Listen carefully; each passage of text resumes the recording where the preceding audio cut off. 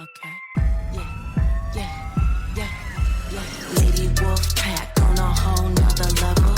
Savage as they come, gang of female rebel. We got the sharpest claws, we got the whitest teeth. We coming for your lunch, but we only bring the heat. Hey y'all, I'm Cassidy, the favorite daughter, obviously. And I'm Kim, her mom, her match, and the real reason she turned out halfway decent. Welcome to Mom's Favorite, the podcast where we laugh, vent, and overshare like it's our full-time job. Yeah. And we're coming straight to you from Austin, Texas, where the queso's hot, the opinions are hotter, and we don't sugarcoat a damn thing. You know, just think of us as Thelma and Louise, but only they're related and they have a podcast instead of a death wish. So go ahead and pour yourself something strong, maybe a margarita, get a little snack. Because here on Mom's Favorite, we got a lot to unpack.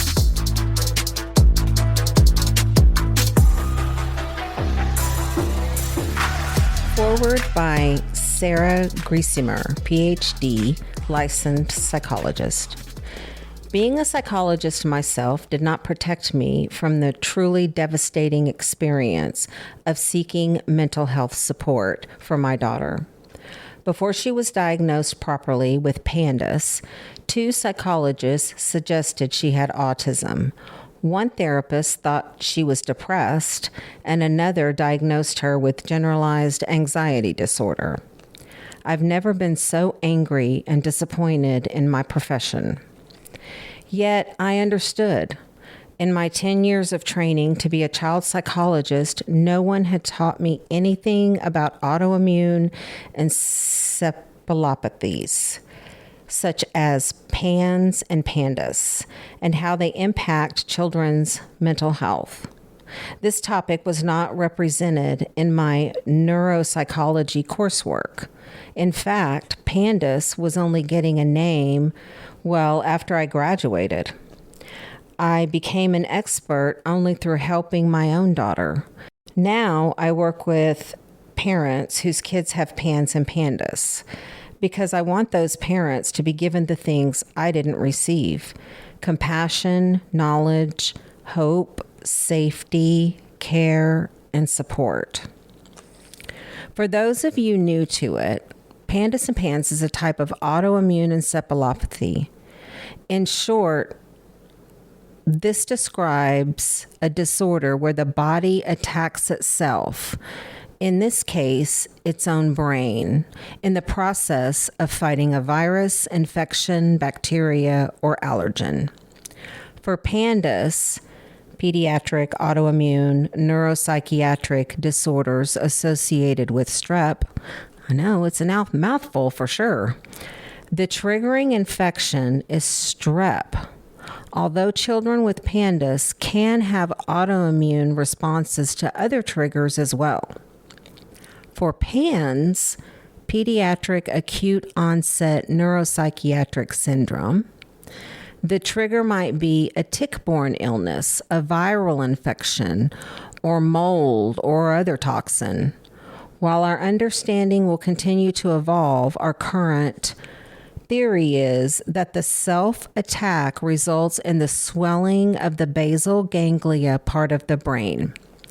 That swelling leads to a wide range of symptoms, including but not limited to obsessive compulsive disorder, tics, generalized anxiety, separation anxiety, school anxiety, depression, attention problems, intense rages, extreme sensory sensitivities, sleep issues, food restrictions, urinary issues, writing and math regression, executive functioning skills, and in extreme cases, hallucinations and psychosis. Not all kids have all symptoms. There is no known cure for PANS and Pandas, though there are treatments that can help manage the effects and encourage the body to heal.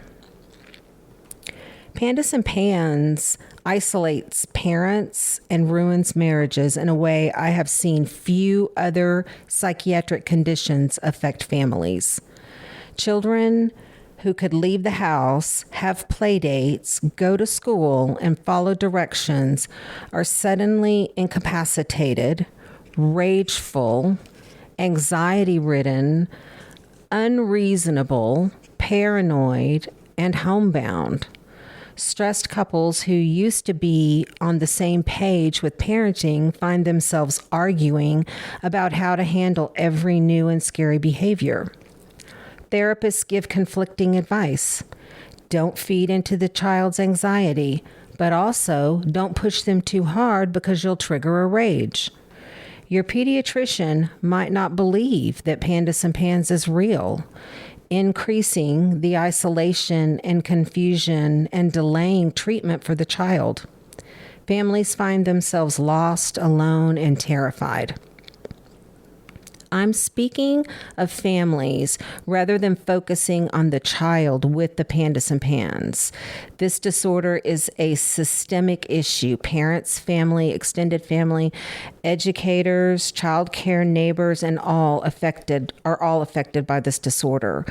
The mom who struggles to send her child to school because doing so results in the child attacking the parent or harming himself needs support and flexibility from teachers and school officials. The dad who fears his neighbor will call Child Protective Services on him because his child is screaming, "Don't hurt me," needs to know that his family is safe in their neighborhood. The parent who is barely getting through each hour needs encouragement from extended family, not insinuation that this is somehow a permissive parenting issue. Caregivers who are repeatedly hit, attacked, bitten, and screamed at need healing from the very real trauma that their bodies are experiencing. The dilemma of how to get broader support and understanding is real. How do you explain to your child rages are not the same as your best friend's daughter's tantrums? How do you talk about what your family is experiencing without shame or embarrassing your child? How do you convince your child's teacher that your child isn't a manipulative brat? I've actually heard that myself quite a bit. But they are in incredible pain and distress. In the middle of chaos and mental exhaustion, parents are tasked with piecing together a medical and emotional support system that doesn't believe their problem is real. The challenge of being seen and getting support are the two most common themes I hear from parents. Number one, I don't want to feel shamed for my parenting by telling people how bad things really are. And number two, nobody understands how bad things really are. In order to solve number two, we have to start with number one. Our culture tells us repeatedly that there is a right way to parent. And if you act in this magical right way, that any one of 100 parenting books will claim that they are knowledge givers of, then you can magically control your child's behavior. This way of thinking makes sharing typical parenting struggles difficult and sharing Pandas Pan struggles downright impossible. On to number two. Nobody gets how bad things really are. Once parents have a better understanding that people seeing their child rage or run into the street or yell swear words does not make them a bad parent. It becomes easier to actually share how bad it is. Often the resistance to talking about how bad it is the desire for our friends to just understand, or what I call read our minds. We want them to automatically know that when we say, I'm not really struggling. That doesn't mean my kid slammed a door and gave me the silent treatment and I'm really mad. It actually means I feel so much desperation and rage when my kid knocks over a bookshelf and throws books at his sister that I think I'm going to either implode and hide in the bed forever or explode and might actually hit my kid.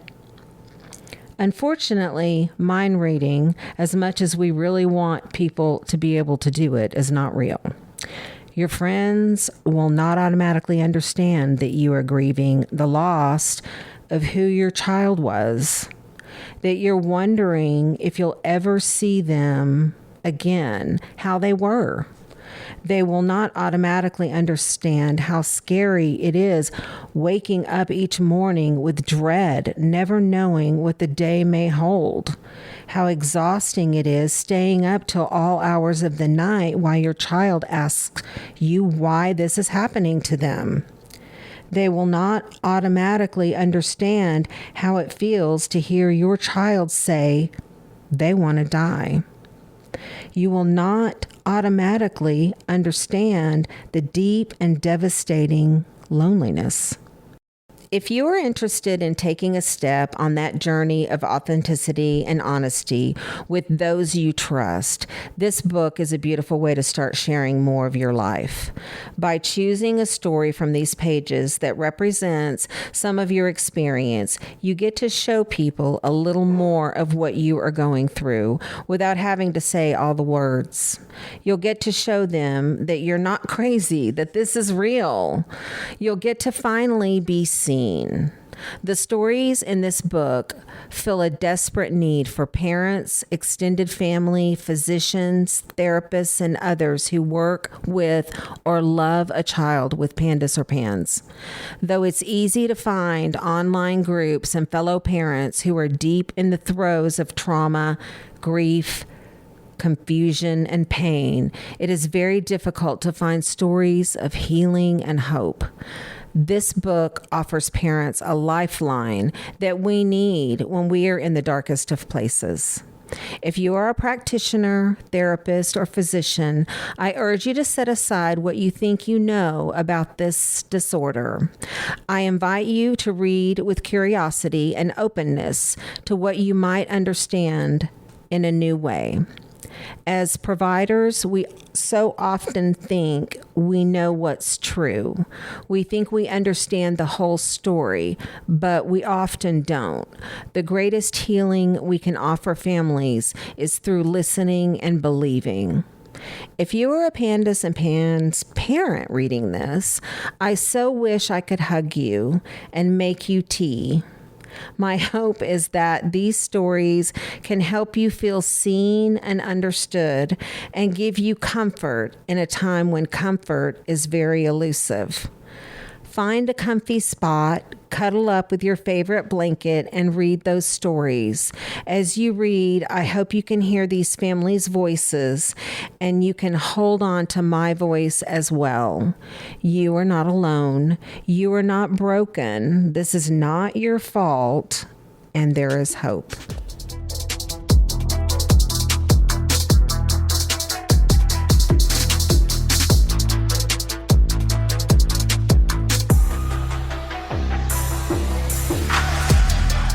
Hey, welcome back, potty people. That's what Cassidy used the last time. Potty people. Anyway, so we are in our cute new recording studio and are so excited. We have a very special guest today. Melissa Nolan is here to talk about her book. She is going to share some information with us, and we really just want to talk about something that is important to both of us. We have been walking a very difficult journey, the two of us, and we want to kind of share some of that information and share this beautiful book of stories. The book is called Somewhere in There. Families living with PANS and Pandas share their journeys from despair to hope. And I'm telling you, it was so uplifting and encouraging to read these stories, and the fact that they're just from all over the country, it was just so wonderful. But so I'm excited to talk to you about it. But so hi, Melissa. Hello, I'm excited to be with you. I'm glad Delilah, your dog, is with us as well. Yeah, we have our little support animal in here. That's why I feel like I'm right at home. Yeah. So if you hear some heavy breathing in the background, it would be Delilah, which y'all are all aware of Delilah. So, but yeah, we're going to talk about the Pandas and Pans and dive into all that stuff in a minute. But first of all, tell me a little bit about you. A little bit about me is I do have a background in journalism, so I do think that helped when I was writing the book.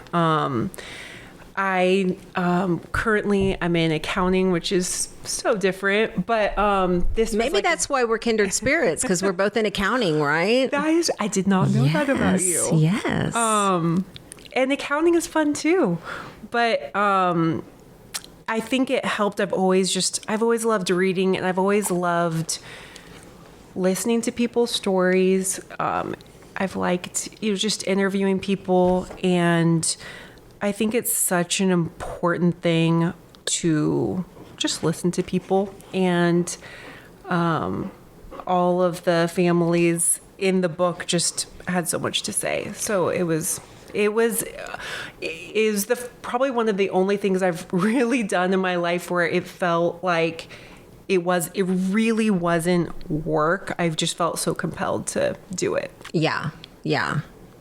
That's great. I remember when you were, because we originally met on, I think, one of the pages, the Pandas Pans Parents or Pandas Parents, like, I think. Yeah. And I remember when you were putting out the word that you were looking for people to share their stories.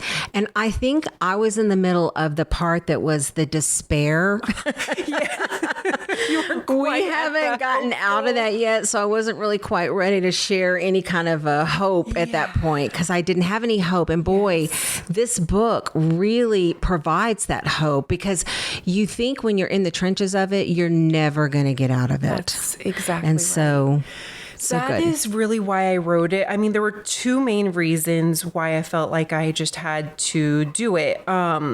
Actually, I would say like the secondary reason, not the primary, but the secondary reason was for other people outside of this world to understand what it's really, really like behind closed doors. Because if you were to just look up on the internet, what is Pandas? What is, PANS? You see these like list of symptoms like OCD. Well, that can mean so many different things. Correct. And it looks so different in every kid. So just seeing a list does not capture the hell, or does not capture what it's actually like in your home when you have a kid who, I mean, there's so many different types of OCD alone, Right. as you know. Oh, yeah. There's religious OCD. There's contamination OCD. Well, then what happens when you add depression? What happens when you add anxiety, separation anxiety, school refusal, ADHD? They're words on a page, but somebody's living with this, and they all look different in different kids. So I wanted to paint a picture for teachers or psychologists or other family members who don't understand what it's really like. But the main reason was obviously for families, because as you so well know, when you go on a Facebook page for the first time for Pans or Pandas, you're just in shock, because you are only seeing people in crisis. Mm-hmm. And it feels like, wait a second, is everyone suffering? Are any of these kids getting better? Is there any hope? Are we all doomed? This is horrible. You feel camaraderie. You feel like it's amazing to be in a space where people truly understand what you're going through, but it's also so depressing. Yes. And I just remember when somebody would post about their child doing something they had never done before, succeeding at something, when they shared that their child was able to thrive and that their child was healing, people would be so excited and so happy. And so I just thought, okay, we really need this. We really need stories of hope to know that kids do survive this. They do heal. Yeah, I think that's absolutely critical. I think it goes back to the very beginning. If you'll think back to when you first thought something might be wrong, trying to figure out what's wrong, I think it starts with knowledge and understanding and how we were told. I mean, we're from kind of the same time frame of all of this. And back then, now Pandas and Pans, they're starting to talk about it. But back then when you went in, first of all, they would say they never heard of it. And if they did hear of it, it wasn't a real thing. It's not real. How can you treat and cure and make something better when it's not even being acknowledged? It is truly insane to me. One of the things I mentioned in the book toward the end is that Stanford did this because Stanford has a Pans and Pandas clinic, which is awesome. Yes. And I remember them putting out a study of the caregiver burden on Pans and Pandas parents. And there's sort of this index, and when they looked at the burden for Pans and Pandas parents, it was higher than the burden of taking care of someone with Alzheimer's. Oh. Which doesn't surprise us, but that's a huge burden. But when I thought about that, I thought, you don't talk to someone who takes care of someone with Alzheimer's and hear from them that they had to go convince 5 to 10 doctors that their loved one has Alzheimer's. But that's what you have to do when you're a Pans and Pandas parent. And just how insane that is. And so the burden becomes so much higher. Yeah. And I think because a lot of the symptoms are behavioral, people just want to say, well, it's parenting, or it's just the kid, or it's behavior problems. And I think that was one of our biggest problems, was trying to convince not only, school, whatever, but even some of our own family members and close friends. Hey, and I know they were all sitting back just thinking, that kid just needs a good spanking, or, they're just letting him get away, but they didn't understand. We were letting him because we were trying to keep him alive. Yes. So, I think it's really important. That's what I love about the book, is that people that maybe they have a family member or a good friend or whatever, that they can maybe identify with it a little bit, and maybe you can kind of feel a little bit more like, hey, maybe this really is sort of going on, and maybe I shouldn't. I know. I think so too. And I think parents have told me that they've been able to give it to, like, let's say a grandparent or a teacher, and so that they can maybe one story doesn't resonate, but another story does. Because think about our society and how we are with parenting in general, parenting a totally typical kid. There's sort of a defensiveness that we all have as a parent of always trying to make sure your child is doing the right thing. And when you have any kind of issue, a minor issue, it's challenging as a parent. And then, like you said, you sort of multiply that by 1,000. Mm-hmm. You're already just incredibly stressed trying to figure out everything. You're already questioning yourself as a parent. You're already questioning everything. And so to have somebody else's judgment is incredible. And that's why these parents feel so isolated, right? Because you don't want to share something that sounds insane because it is insane. It's insane. Exactly. That's so true. That's so true because honestly, my close friends did see it. But if you try to explain, for example, I did read in here, one of the families did mention about the going to school thing. And that's a huge Pandas thing is the school refusal. And I think for us, that was basically the anxiety of, I just cannot do this. I can't, my anxiety level is so high right now. I can't manage being around people and I can't manage being in this place. But, I can remember days where we would spend maybe 2 hours just trying to get him in the car to go to school.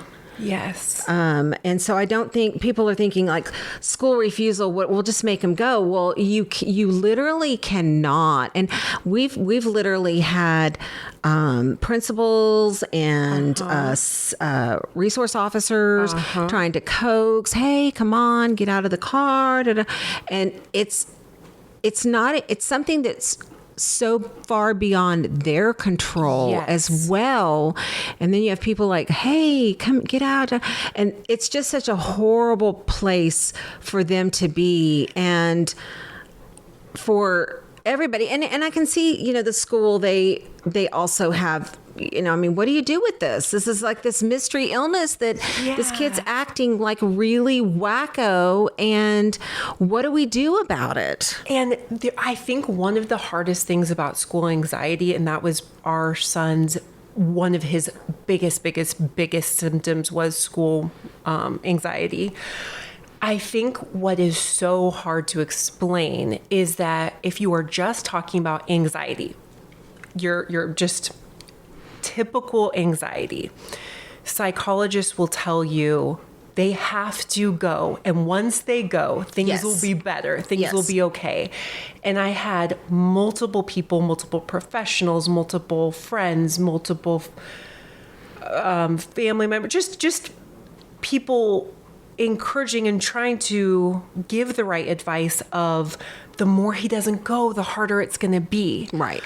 What they didn't understand is it was like trying to push him out of an airplane every single morning, and there were times he couldn't even get out of his room, let alone out the door, let alone in the car, let alone out of the car. And the dread we would all have every single morning, knowing, I can't believe we have to do this again. Yeah. And he would sort of want to go. That's what's so hard to understand as well, is that parts of him would want to. He wanted to be typical. These kids, underneath all of the brain inflammation, are typical normal kids who want to hang out with their friends, who want to be well liked, who want to succeed at school, because that's who they are underneath a ton of brain inflammation. Yeah. And so they can't even explain it, and they have such shame around it and such they can't explain what's going on in their brains. We can't explain it for them, but we see it and we see how much they're suffering. Right. So just real quick, kind of describe, because I don't think most people don't really understand what this looks like. Mm-hmm. So when you first knew this is because your son is typically developing. Yeah. It's not like he has autism. No. So he's having these behaviors. He was just going along, chugging along. Everything's fine. And then what? Okay. So in the 3rd grade,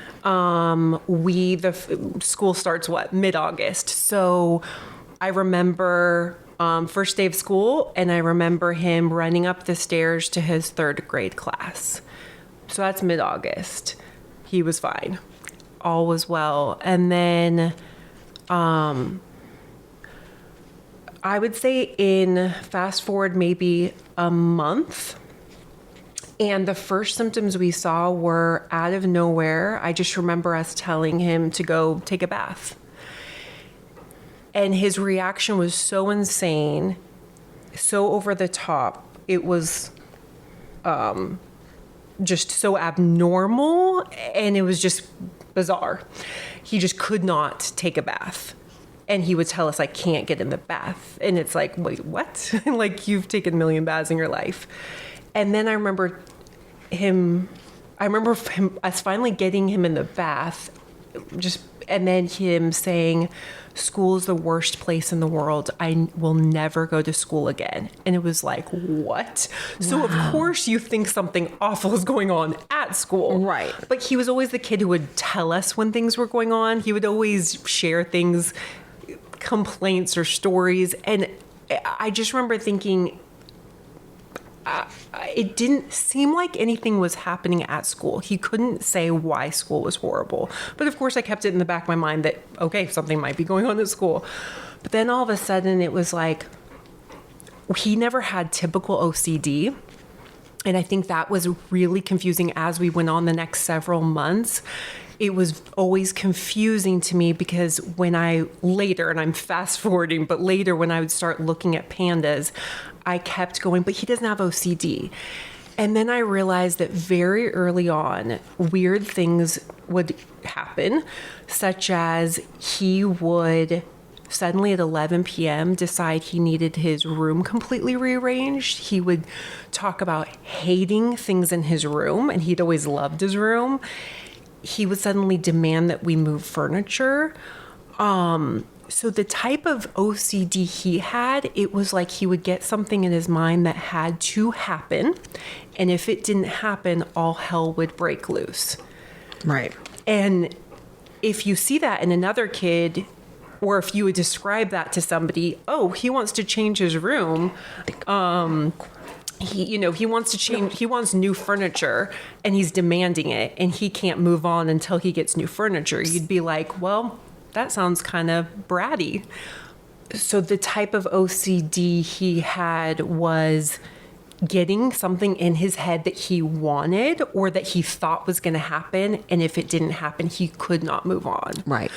So yeah, we saw those symptoms. All of a sudden he couldn't brush his teeth and we couldn't understand what are you talking about? Like, you've been doing that since you were 5. Right. So once you kind of thought, hey, something's going on, what did you do first? You went to your pediatrician, probably. We went to our pediatrician, who I'd always loved, and I explained all the things that were going on. And she said, because I had actually, I feel like I'm one of the few people who come into this, I had heard of Pandas.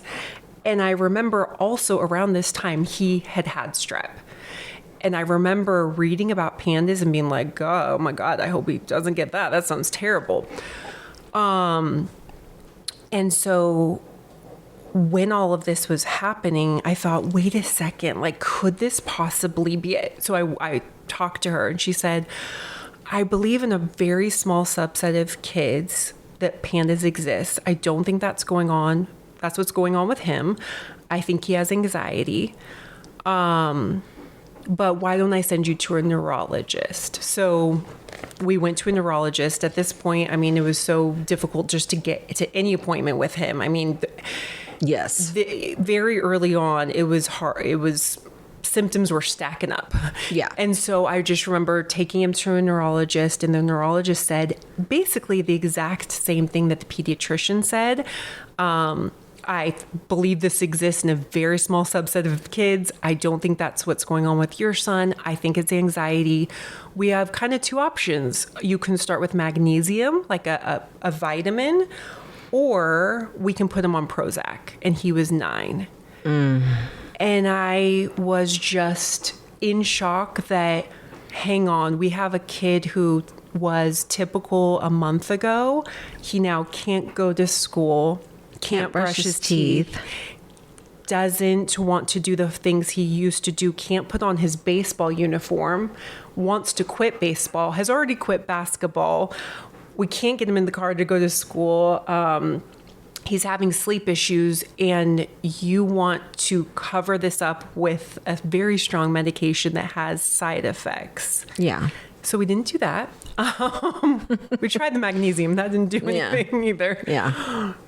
But that was kind of the immediate. The start of it. So when was kind of the light bulb moment? So you probably had a few, misdiagnosis with your psychiatrist and this and that. And then when did Pandas think? When did you say? I think I remember in the book you said this. You said that you went out and you were doing some research about it, and you just went on one of the sites and put your symptoms out and said, could this be Pans and Pandas? And you were thinking, well, I don't think it is, but I just want to see what they say. Yeah. And I went on the Facebook page, like the biggest one that we all know. And I thought, okay, I'm sure other parents are going to be like, nope, this really doesn't sound like it. You can go on your way and leave this group, and and I'm sure everything will get better really fast. But I put in, and everybody was like, yep, that sounds like it.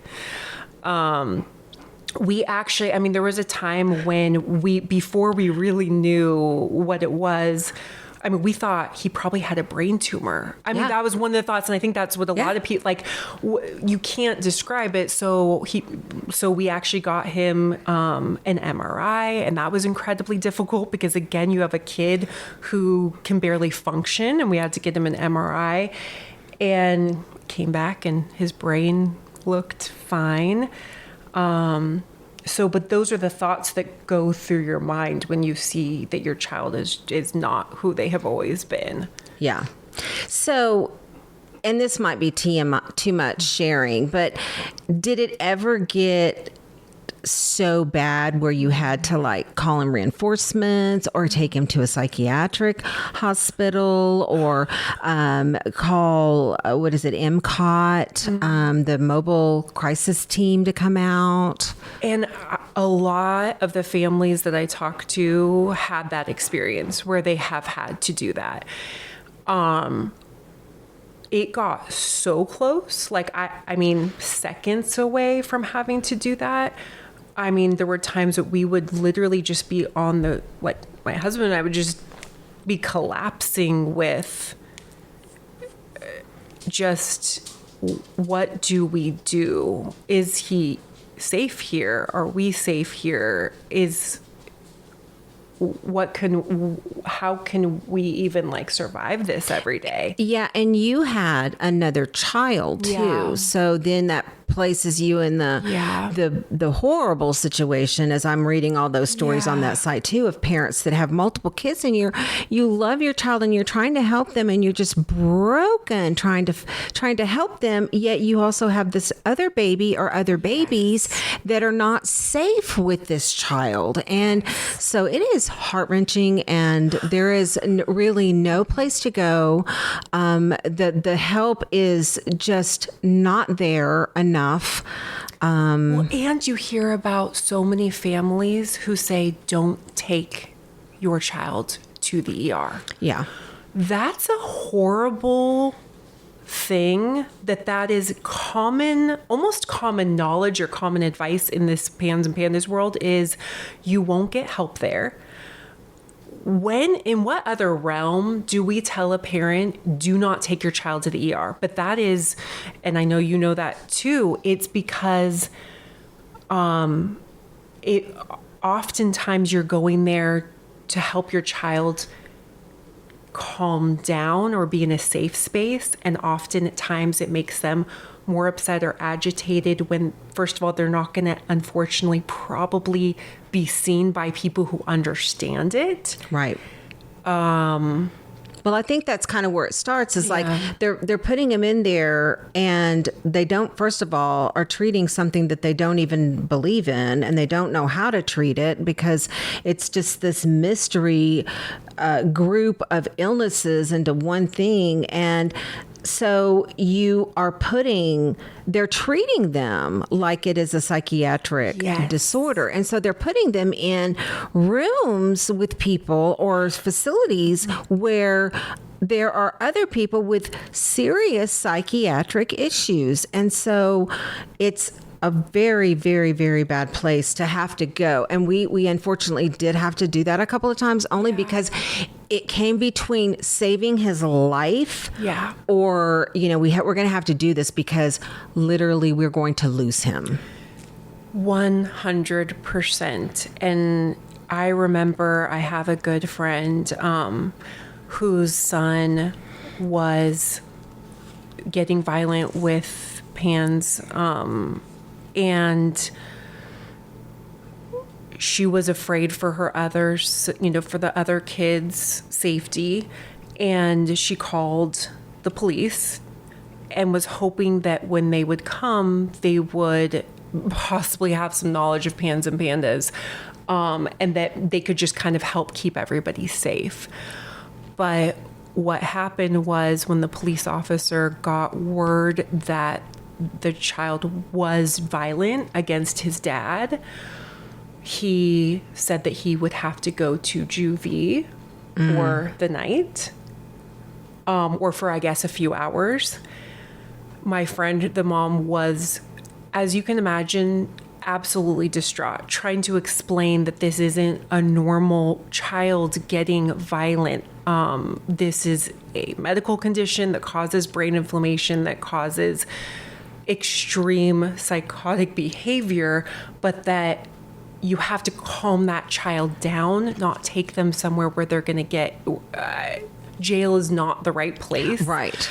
And she begged and begged and begged, and he just kept saying, it's better to we'll just take him for a couple of hours. You can pick him up. And no matter what she said, he just wouldn't listen. And they took him to juvie. And then,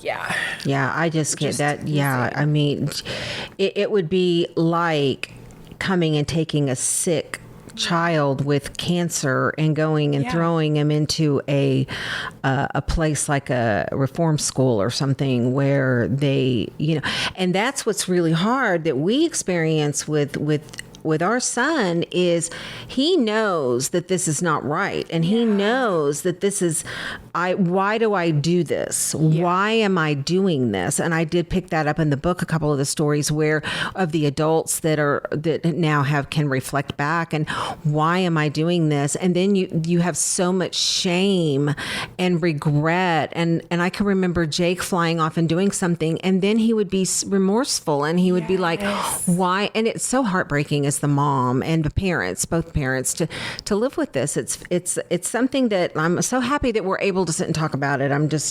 It's not something I like talking about because it brings up a lot of things, as you well know, which kind of brings me into let's talk about the healing side of it a little bit. So once you kind of figured out what were your trigger, what was it? What caused it? Did you ever trace it back to anything? I think he is classic Pandas. It really was strep, which I think is somewhat easier, as you know, than Pans, because with Pans, there's so many things it could be. It could be a virus, bacteria, multiple things, Lyme disease, tick-borne illnesses, all of these things that are so hard to tease out and figure out.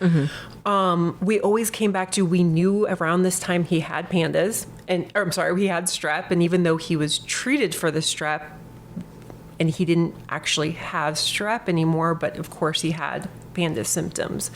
So we did low-dose immunotherapy for a couple of years, and it did help quite a bit. I would say the light bulb moment was when I was able to convince the neurologist, okay, instead of Prozac, can we do long-term antibiotics? Can we just see what more antibiotics would do for like a few weeks or a couple months? And surprisingly, he said, sure. I mean, I remember being on the ground in my room, just like on the phone with him saying, like, I don't think we can get through another day. Like, please, will you let us try long-term antibiotics? And he said, sure. So our son went from having a rage every other day to going about 40 days without a rage, which was incredible. He still had every other symptom, but that was the moment, obviously, over that month was like, okay, he actually has this. Like, this is nothing behavioral, nothing with our parenting has changed, nothing discipline. Like he is Right. responding to this. And then what was the most wild thing was that my daughter, who was 6 at the time, my daughter and I both got strep, and all of his symptoms came back even though he was on antibiotics. And I don't even get how that works. I know. It's just the weirdest thing. What?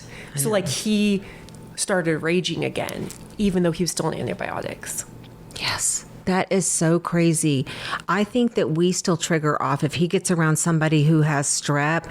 Like I can see a change in Jake's personality, and I'll like if he'll have a behavior, like if he's in a weird mood, I'll think, he must have gotten around somebody who had strep or something. That immediately comes to my mind. It's so wild. So bizarre. It's so crazy.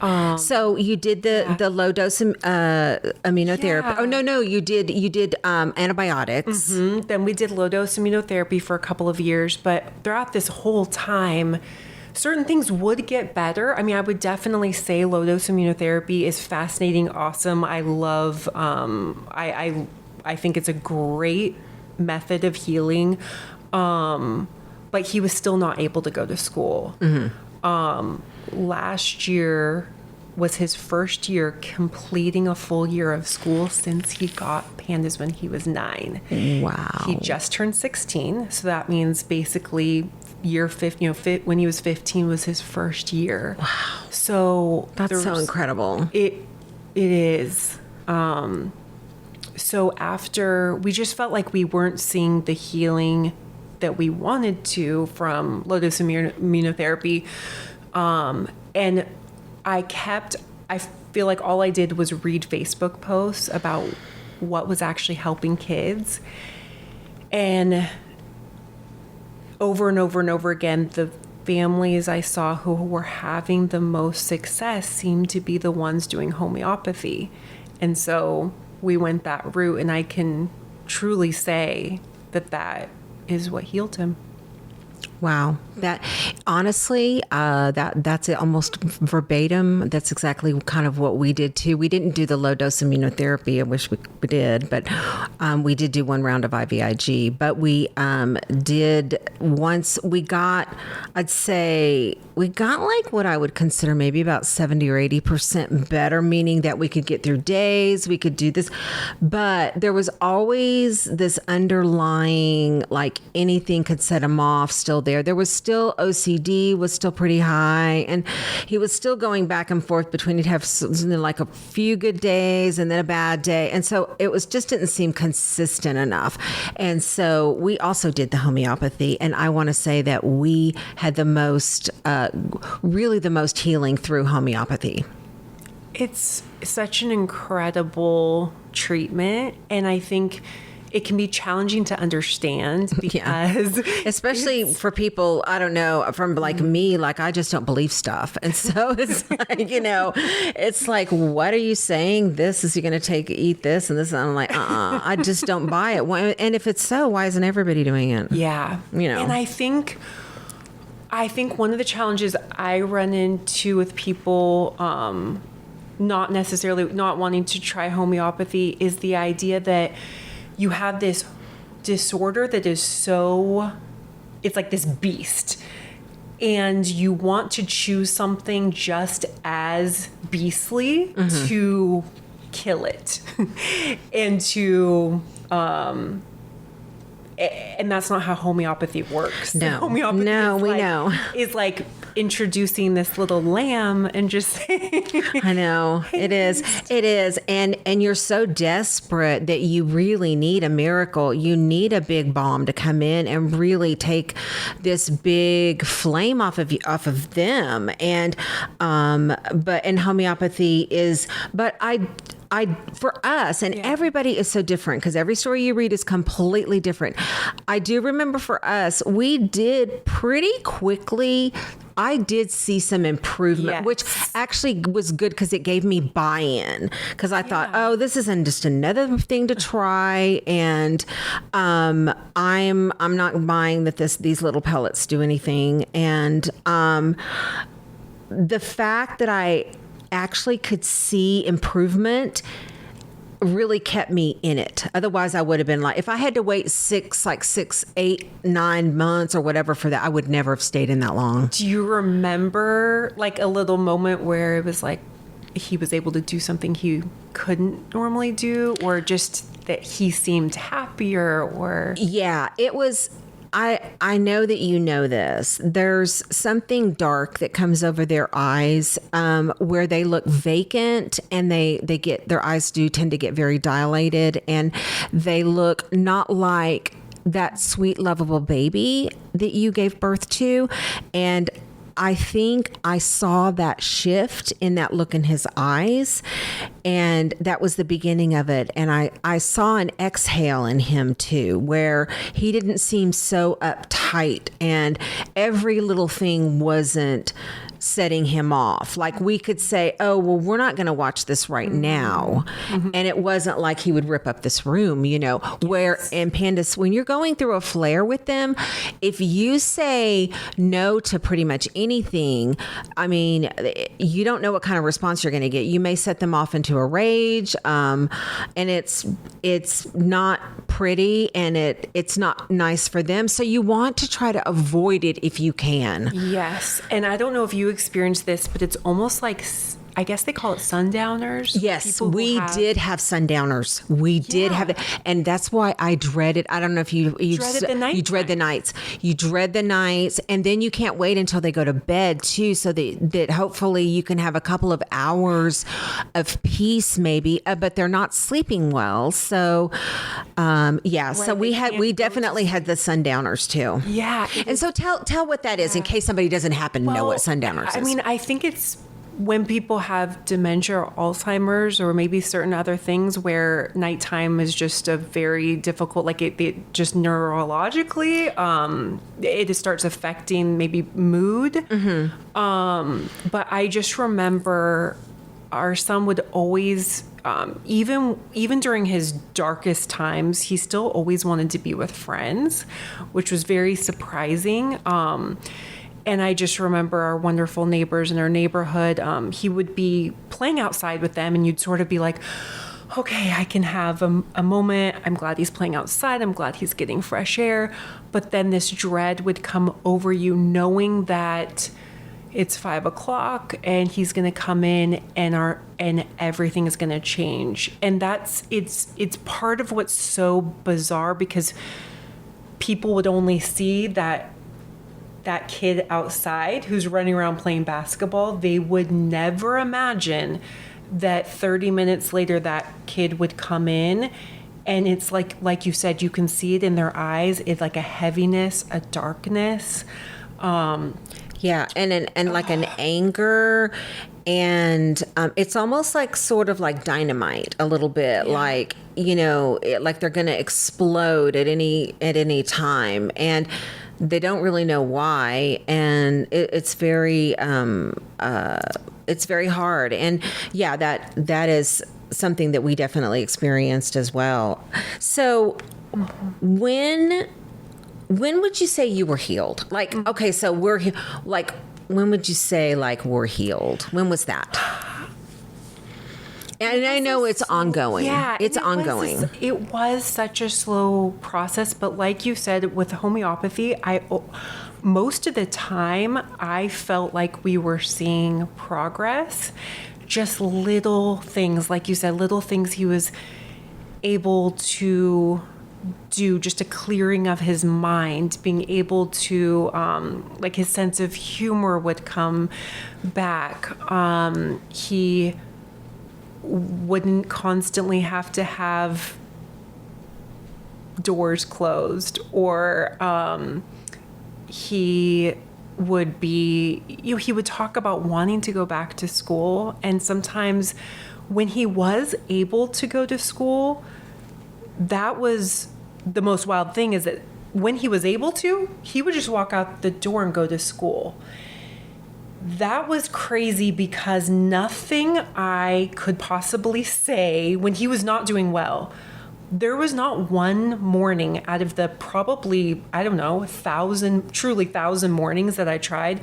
There was nothing that my husband and I could say to get him to go to school if he was not healthy. Like if he just couldn't. It's But kind of then- like that agoraphobia, or is that what it's called? Agoraphobia? Where Like people are fear afraid to of- leave their house? Yes. Okay. Yeah. I get that and arachnophobia mixed up. Yeah. I mean, But agoraphobia, and I think it's kind of like that, where they are afraid to leave the house. It doesn't feel safe. he could not. Yes, that's what he would say. I just don't feel safe there. And we knew he had the best teachers. His teachers were so incredible in fourth grade that, and I like thank them in the book because they would come to the car door to try to help him get out. One of them roller skated to our house Oh my to pick up goodness. Chase to try to get him. And I just remember him being like, he was so moved and so emotional and so appreciative, but he just was like, I'm sorry, I can't. And she's like, that's okay. And she just, gave him a hug and was like, that's okay. Like, it's just good to see you. And the fact that someone would do that is, I still text with them today, and I still send them pictures of him thriving, and I thank them for planting those seeds, because they were incredibly safe, wonderful people, and it had nothing to do. He didn't feel safe. He had brain inflammation. Right. And so there was nothing they could do, or us. And so I guess getting back to, I think we need to stop telling parents to drag their child who has brain inflammation to school, because Yes. it's really horrible and it's really detrimental. And Exactly. It doesn't help. Exactly. Sometimes you And just need a break from and it. honestly, even we did do homebound for a bit, and even that was a disaster for us, although we do have autism on top of that too. So we have kind of the double whammy, and so that probably is why homebound just didn't work for us either at all. But yeah, definitely. And I think that's where the awareness comes in. If and I was actually lucky in the sense too that I don't know if you know Nathan Pullen, and he's on that committee, the Pandas Pants committee, that is that down at the Capitol thing on the Pandas Awareness Day thing. He's on that committee, and he was actually worked for AISD. He was like an autism a behavior specialist, and he would come to my ARD meetings, and he got it, and he believed me. And not a whole lot of people there did. I think they thought I was a neurotic, crazy, because although I try to really maintain my composure and understanding that we're all on the same page, and I'm not a mean person. I'm just trying to help my kid here. That's all. That's it. But there was a couple of times that I did kind of just like, you just get to a point where you're the lady on terms of endearment. Give the kid a shot. Help my kid. I just want help. Yeah. I remember during some ARD meetings, a teacher, when our son first was having symptoms, that teacher said, I don't know, I see a typical kid. When he's here, he looks typical. It does look like he has possibly some ADHD, or I don't know if she specifically said that, but she was describing what looks like ADHD. But it was sort of like, he's totally fine. He just needs to be here, Yeah. And it's Yeah. like, if it was only that easy. And then I remember months later, I asked the principal who was in those ARD meetings, I asked her, could I come and just present what Pans and Pandas is to teachers? And she was like, your son is really the first kid we've experienced this with. And I was thinking, no, that's not true. Like, that's not even close to true. But is you it? just don't know. Yeah. Like, let me just tell you that there have been how many kids who have gone through this. I think she had been a principal since the 90s or early 2000s. And there have probably been many, many, many, many, but they were told they have just quote unquote ADHD and maybe some OCD and maybe some anxiety, but so that was just incredibly frustrating because, man, she wasn't even interested in me trying to educate or just share. And I mean, gosh, if anybody offered to do something like that, no matter what it is, as long as it's on the up and up, I'm surprised that they wouldn't embrace that. But I'm actually not surprised, but they probably are looking at some sort of legality of the whole thing. But I'm so happy that you are post all of this and that. So what's it like now? What's life like now? Is it just normal life? Yes, and it is the most amazing when I tell you that multiple times a day, I thank God. Oh, I would not have. I know that not every Pans or Pandas parent has a religious faith, but it was truly one of the only things that helped me survive. And I just thank God every day for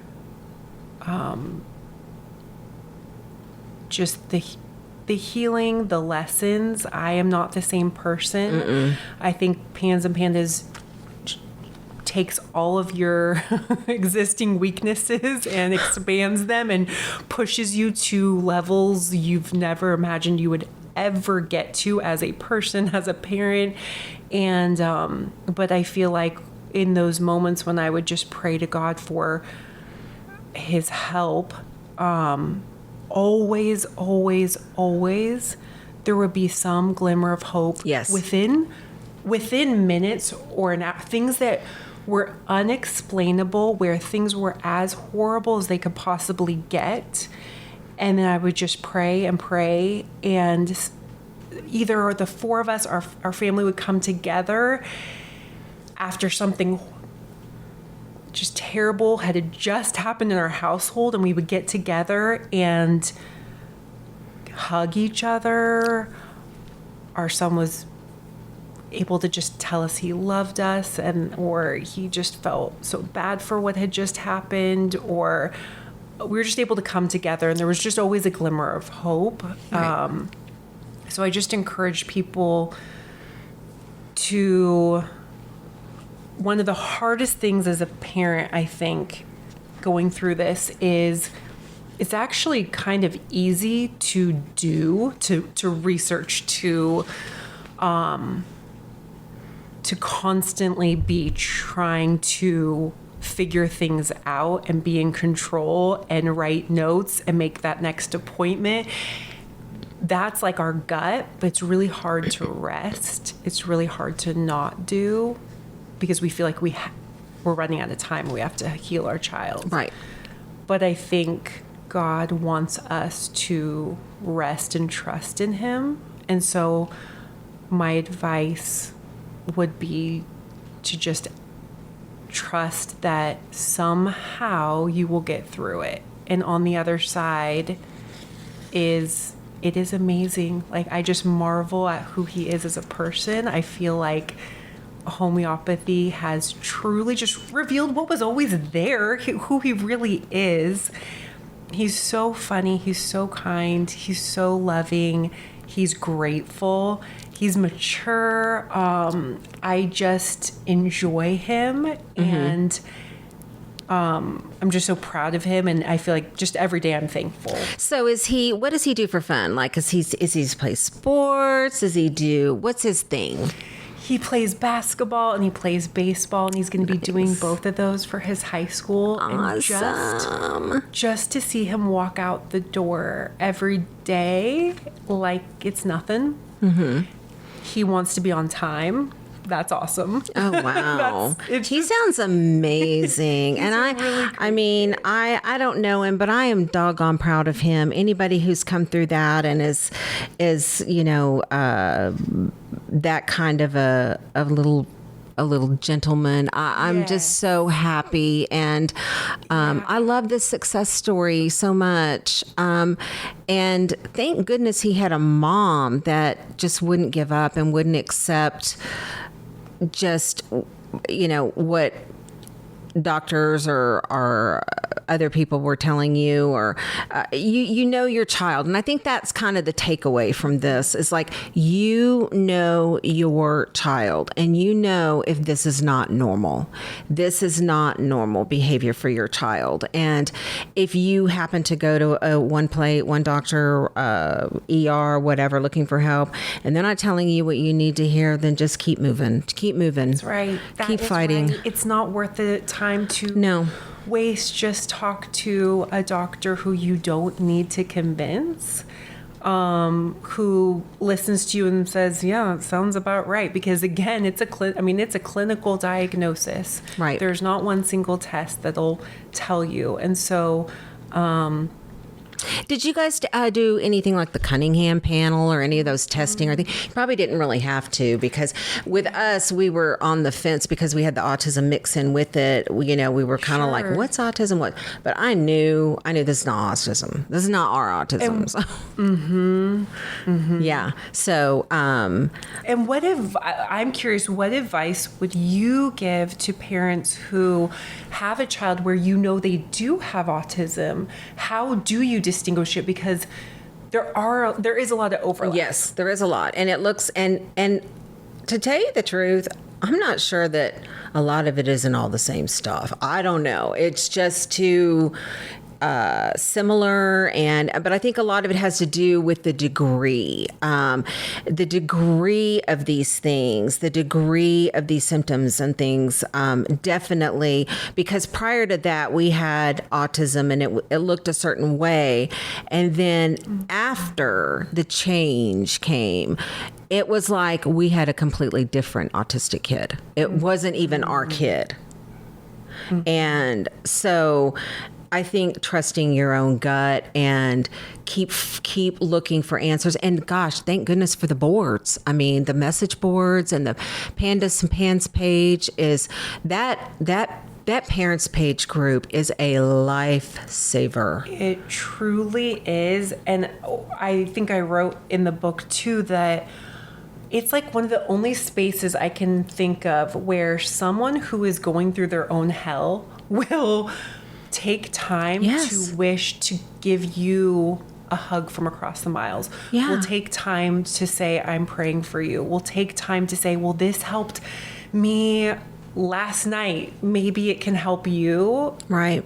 That is so cool. Yeah, I think too that's a good message, is you are not alone. And I think you put that in your book. It was I think I read it kind of towards the end. You're not alone in this. And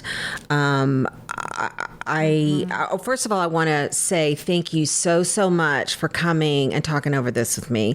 I don't know if you're going to go. I am thinking about going down to the Capitol. I hate going down to the Capitol for stuff, but I want to go again because I've only gone once, and you and I were actually the ones to we walked around together to the different offices. To go to the different those aren't constituents. Those are the different politicians. Anyway, representatives. And I've done advocacy work before that, but the more we do it, the more the words get out. The more we say it, the more, and it's working because I'm talking to people now, and people know about Pandas and Pans. Yes. People are talking about it. It is still wild to me that there are only 15 states that have some sort of, or require some sort of insurance coverage for Pans and Pandas. Yeah. 15. And Texas is not one of them. Yeah. And so going back to the very beginning of when we were talking about caregiver burden, it's so expensive. As you know, IVIG could be $10,000 a pop. Yeah, or more. We paid $16,000. Well, we had a big kid too by then. He was almost, he was 16 or 17, and it's by weight. And of course, he's 6 foot tall, and so it was $16,000. Luckily, we did an appeal, and they did reimburse us for that, and we were able to get paid for that. Amazing. But there are people so desperate that they are mortgaging their homes and selling their valuables and downsizing, moving in with family members because they cannot afford treatments, and that just got to stop. Because some families need IVIG once a month, right? Which is, so multiply that amount, multiple times, right? I'm sure you've read, I feel like I've read on the Facebook page of, like you said, people truly living out of their cars, like you said, mortgaging their house, trying to, in really dire straits because they're trying to, or getting out of a moldy house because they know that their house has, or have to literally walk away from everything they own, their home, their belongings, down to their freaking clothes off their back, because everything has mold spores, and their child is reacting to it, and it's making them a crazy lunatic, and the hospitals are telling them they have schizophrenia. It's not schizophrenia or bipolar or whatever they want to label some of the more severe cases. And it makes you wonder how many kids are sitting in these places that actually have a medical problem. I think a lot. I think there is evidence showing that people with schizophrenia have some sort of immune dysfunction. Yes. Have an autoimmune disease, and a lot of times you treat them for like an autoimmune disease. Right. And they get better. Right. Yeah. So my hope is that that's where things, that in 20 years that we really expand our knowledge of that there's a lot of things that probably can point to immune dysfunction. Yes, for sure. Instead of just, you have a quote chemical imbalance causing, or whatever, these really nebulous, confusing things that really don't point to just because it looks like OCD doesn't mean it's OCD. Mm-hmm. Just because it looks like Tourette's syndrome doesn't mean it's Tourette's syndrome. Yes. Just because it looks like one thing, autism, it doesn't mean it's autism. And a lot of people walking around with an autism diagnosis may not even have autism. Maybe they have brain inflammation, and with antibiotics or IVIG or whatever, or maybe a dietary change, I'm not sure. Their whole life would be different. So thank you so much for spreading the word with me, Melissa. I just adore you. You are just a living doll. You're not only are you a great advocate, and you're smart and brilliant, and you put out this great book, but you're beautiful, and your family's beautiful. We didn't even talk about your husband, but your husband obviously has been a big support through this too, and you guys hopefully came through. And yes, we truly did. We truly did. And he's the best. And hopefully come and join us. We are going to be down at the Capitol. Well, I'm going to try to be down there, but I'm going to be down there on Thursday. With you? Oh, yay! October 9th. It's Pandas Pans Awareness Day, and it's from 9 to 1. So try to get down there. I'd say get down there before 9, and kind of meet up. We'll put the links on our page and all the information. So if anybody wants to come down and just see what it's about, or if anybody's out there and thinks that they have a friend, a family member, their own kid, who any of this sounds familiar, rings a bell, feel free to reach out to me. We have our info on our site too. So, I'm an open book, and I if I can help anybody going through, and I know Melissa, she's that way too. So we're out here. All proceeds from the book go to Pans and Pandas charities. So I know I love that so much too. I love that, and so yeah, and check out this book. It's such a good book. It's such a feel good book. I feel good. Thank you so much for having me. Thank you. Okay. Bye-bye. Over and out.